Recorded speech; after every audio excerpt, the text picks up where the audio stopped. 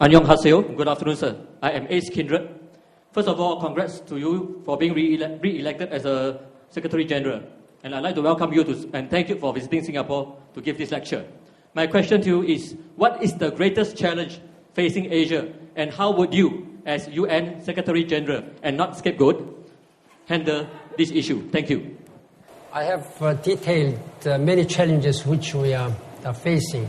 There are not such a particular challenges where Asia specifically faces. I think the whole world faces such problems.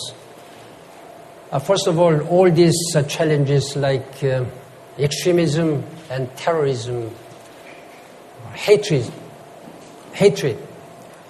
those may be the challenges again all throughout the world. Asia is no exception. In addition to all regional conflicts, in addition to developmental challenges, we have to deepen and broaden our interactions with a different group of people. This is some idea of what United Nations has been initiating, Alliance of Civilization. The world has suffered too much. Too many people have been killed by extremists, lack of understanding, lack of respect for different culture, different traditions, that we have to really eliminate. To eliminate this source of tension, a source of misunderstanding, we have to talk and engage each other. Those are some other issues which I'd like to add to all the challenges which I have mentioned. Despite having the most impossible job on the planet, you have influence. What do you think can and should happen involving young people in the region, despite the severe concerns you have raised with DPRK? Thank you.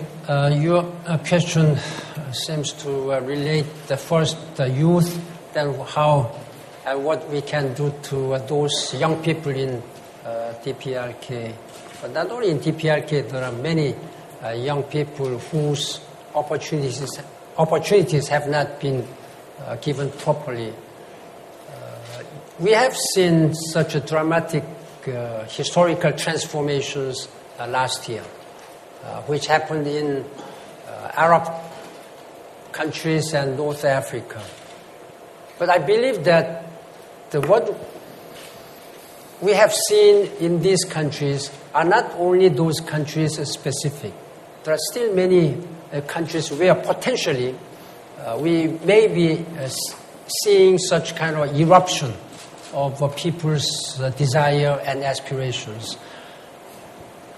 In the course of this transformation, we have a lot of young people and women who have come out to street, demanding their rightful rights and opportunities, and expressing their aspirations to have genuine freedom of speech, genuine freedom of assembly, and decent job, decent opportunities to work, to contribute to the societies.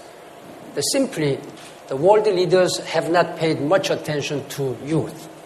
We have paid some attention to the empowerment of women, gender equality. And this movement started more than 100 years ago. Even though very slowly, gradually, we've been talking and we've been trying to achieve gender equality. But nobody has been speaking about our youth. That is why we have seen such an eruption of young people. This might have been very coincidence, like you remember Muhammad Bouazizi, this is a Tunisian, just a jobless, helpless young man who set himself on fire. This has sparked this potentially explosive desire and aspiration of young people. United Nations is now trying to see how we can work better and more for youth.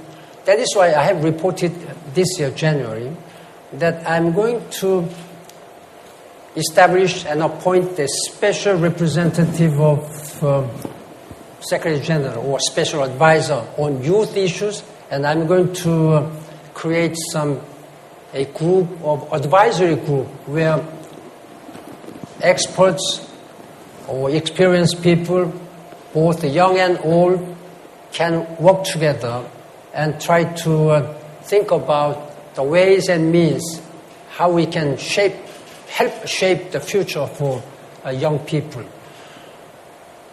Then when it comes to young people, not only young people, but most of the people in DPRK, there's a serious humanitarian crisis affecting many people, particularly very serious stunting crisis for infants.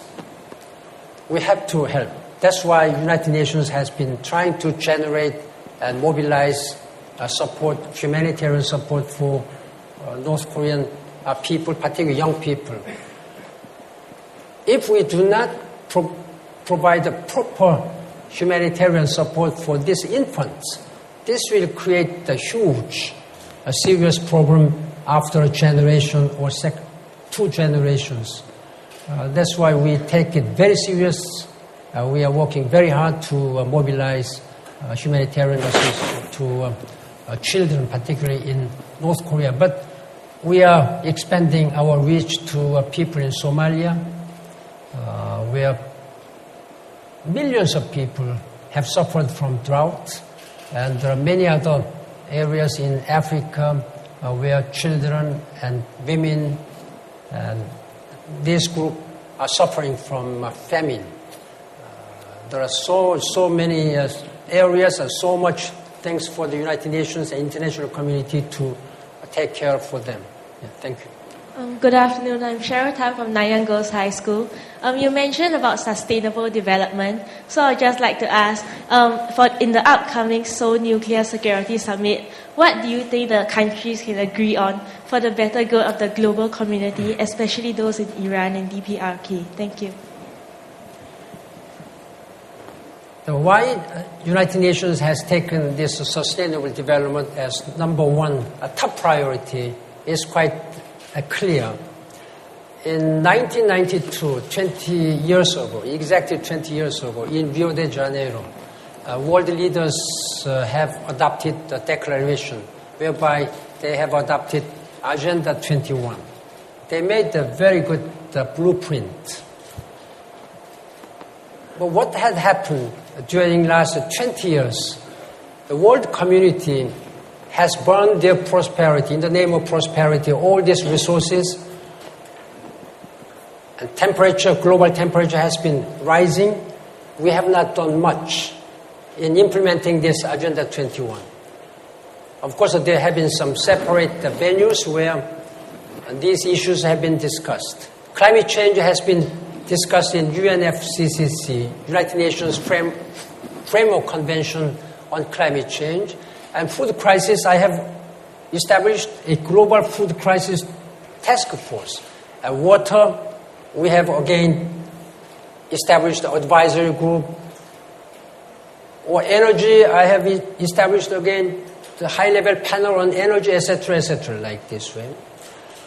We'd like to address this issue in a more comprehensive way, starting from climate change, water scarcity, which Singapore is also suffering, food crisis, most importantly, energy shortages, and gender issues, and ocean, and maritime environment, and health issues, sanitation.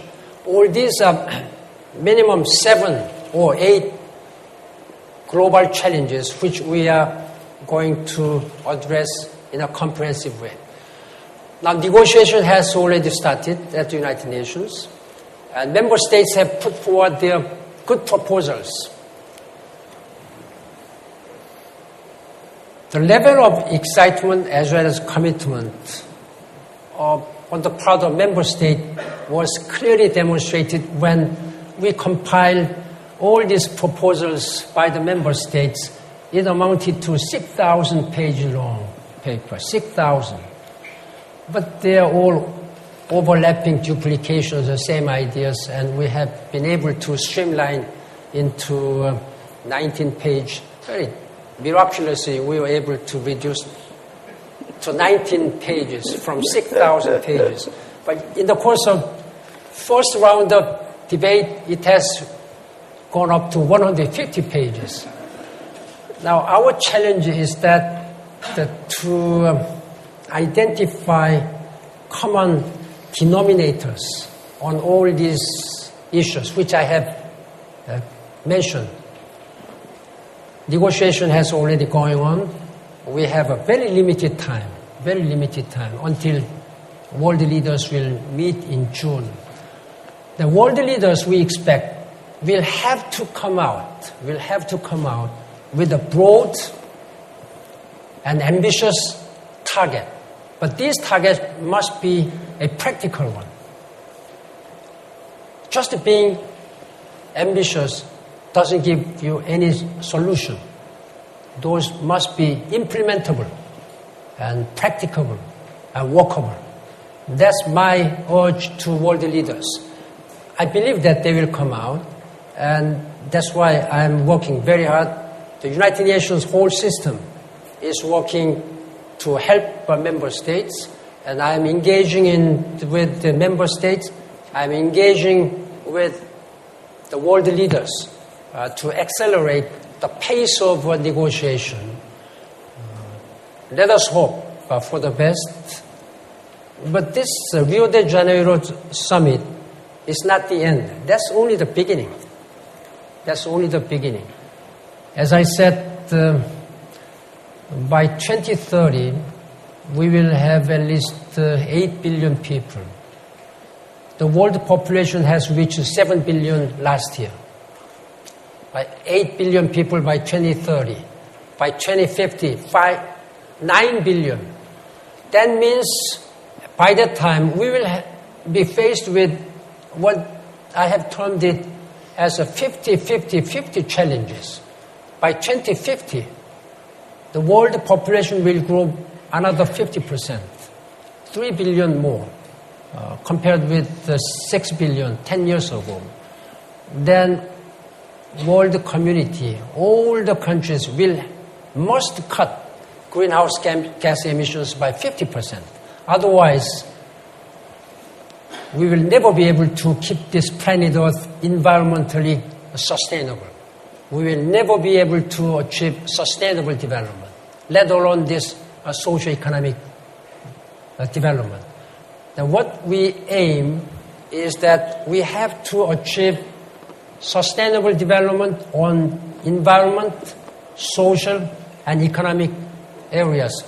Only that time we will be able to claim that we are living in a harmonious and sustainable world, politically, economically.